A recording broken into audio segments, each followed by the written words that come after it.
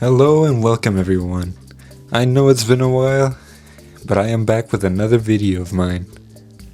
And today, it'll be something a little different than usual, as I'll be doing a Transformers unboxing and review. First, I gotta open the box. This part took the longest.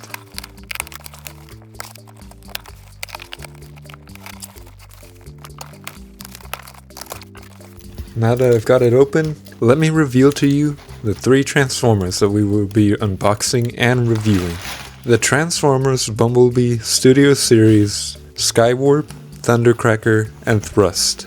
Three of the Seekers that were seen in the opening sequence of the Bumblebee movie.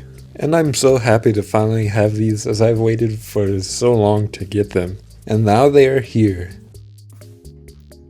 With them outside of the box, first we'll start unboxing Thrust.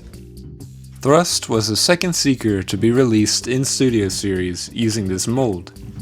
The first was Starscream, who unfortunately is very expensive and difficult to find for a good price. As I open up Thrust, I notice that he is one of the older boxes for Studio Series. Also, one thing I found strange is that on the transformation pamphlet, he's missing the cone head. Anyways, let's continue getting him out. For a majority of these unboxings, I had to speed these up since it took me a while to get them out. And here he is, the Conehead Thrust, Studio Series number 76. While I try to reposition him onto how he's supposed to look, let me tell you about his overall appearance.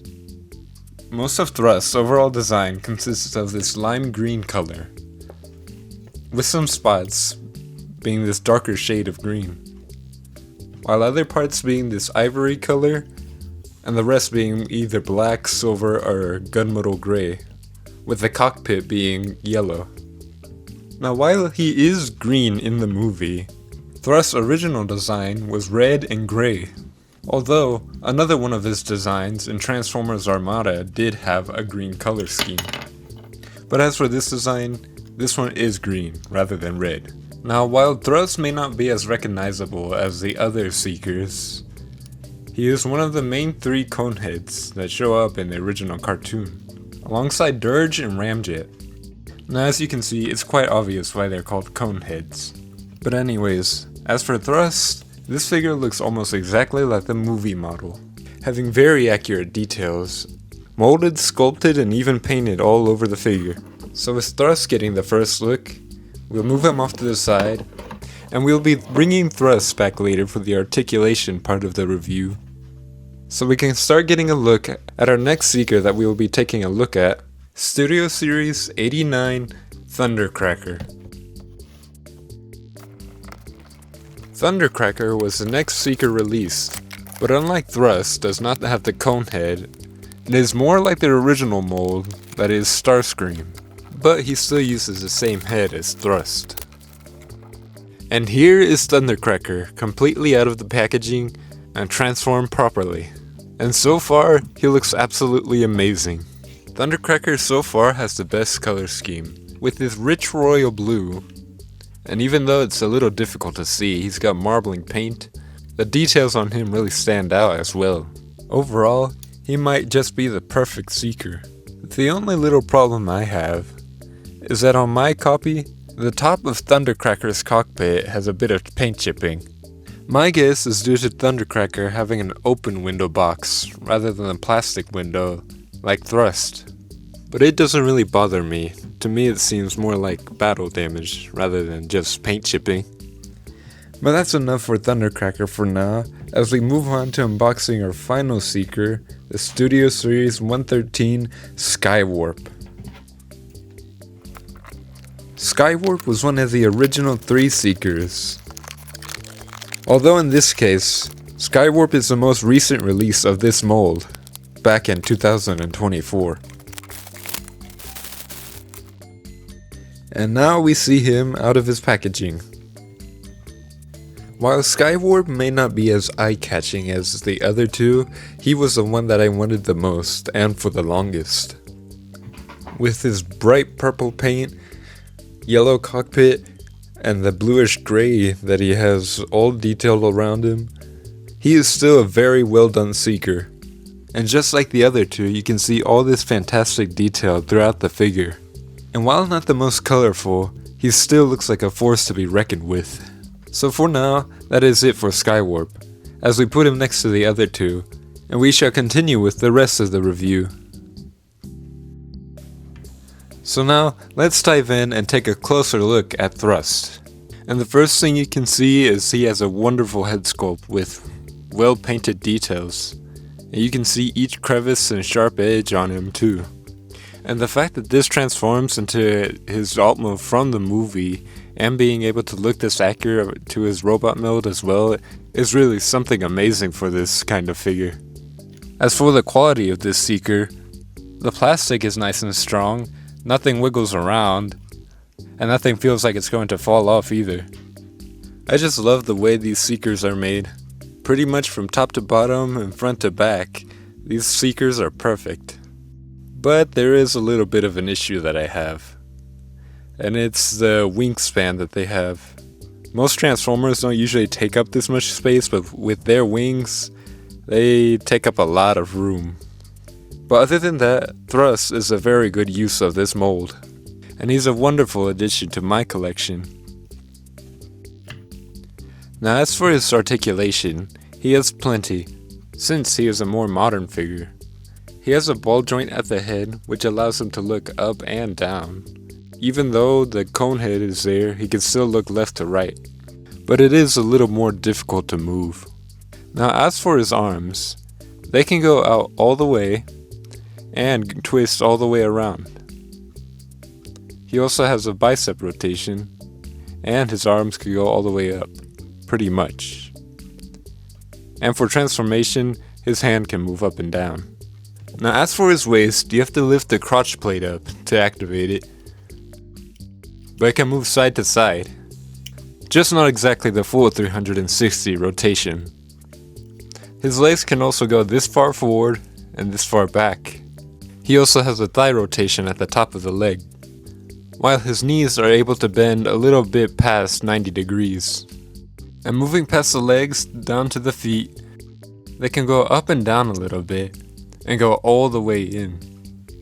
But that's not all. As for the wings, the tips can move up and down, and the wings themselves can move back and forth. And the center of the wings can slide up and down too, but that's for transformation. Overall, he's very articulate for someone of this size and accuracy. Also, the accessories that he comes with is this arm cannon, which can plug right onto his hand. Albeit it's not the best look, but really it's more meant for his alternate mode. The other accessories that are included with him are his null rays, which plug onto his wings. And these null rays really elevate his look and make him more intimidating. So with that, that's all for Thrust. Now for Thundercracker, he just really pops out at you because of his blue. This is such a rich and bright color for Thundercracker that makes it such a pleasing figure to look at. And just like Thrust, he has a wonderful head sculpt. Although unlike before, it is a more glossy look. And even with a darker color scheme, all the details are still very prevalent here. He just looks so wonderful all around. And like I said before, the only problem he has is the missing paint on the cockpit. Other than that, he's perfectly fine. Now there isn't much that I have to say that I haven't already, but I will mention that one thing you can do with all of these Seekers is that you can display the wings however which way you want to, because of the way they work and transform. So for example, Thundercracker here has them pointed down, just like Thrust, whereas Starscream and Skywarp have them pointed up. So with that, we'll move on to the next section of Thundercracker. Other than being able to move his head around, Thundercracker has nothing new in the articulation department. There is a little issue though with the ball joint in the head. It kinda makes his head stick out, but it's not that much of a problem because he can just push it back in. But yeah, that's all I have to say about the articulation. Like I said, there wasn't anything much that was new. And the accessories are the same as well, with his null rays that clip onto the wings, and the arm cannon that goes onto his hand. But once you've got everything together, they all really elevate the look of this figure. And I really do think Thundercracker looks the best of the three so far. And now the last Seeker we are taking a deeper look at is Skywarp. Released in 2024, Skywarp is the most recent Seeker to be made today, and he looks just as great as the other two, with the same details and all. The only real difference here is that instead of the clear plastic that the other two have, he has a painted cockpit. And one thing I really like about this figure is the shade of purple on him. Although I do wish it wasn't as much gray and a little more purple highlights. But he still looks fine. It's just it makes him look a little more boring compared to the other two. And you can see that the wingtips here are pointed upwards. Overall, I still like the way Skywarp looks. I think my favorite part about him is how his wings look. As for articulation and accessories, it's the exact same as the other two. So we'll just skip on to the next section, where I'll be comparing them to other figures to showcase their height and scale. I will be using thrusts for an example. First, we have Bumblebee Movie Studio Series Voyager Soundwave. Next, Voyager Shockwave. Then Leader Class Megatron. Voyager Class Netflix Optimus Prime.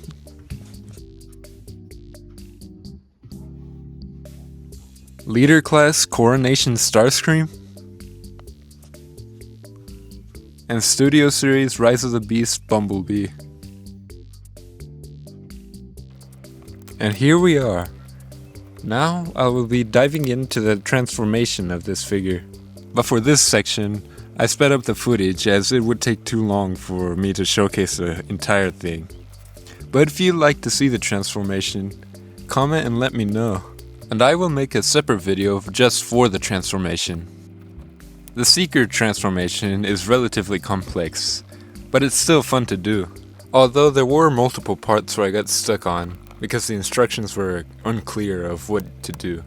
But even with that, the final product of this transformation was amazing, which is what I'll get to in just a second. So please bear with me while I finish this transformation, and I'll bring you to the next section.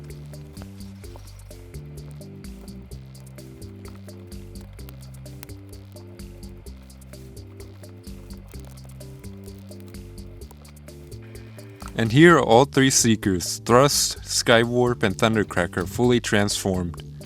And all three of them become these really nice Tetrajet alt modes, which were actually seen in the Bumblebee movie, during the fall of Cybertron and the opening scene, and the flashback. And as we see here with Skywarp, it really is incredible how the figure from earlier could transform into a completely different jet. And right now with Skywarp you can't really see much of a difference in details, but the other two you can see very much a difference. But I do like it here on Skywarp. But on Thundercracker, it is really nice, especially with all this white lining all over his wings.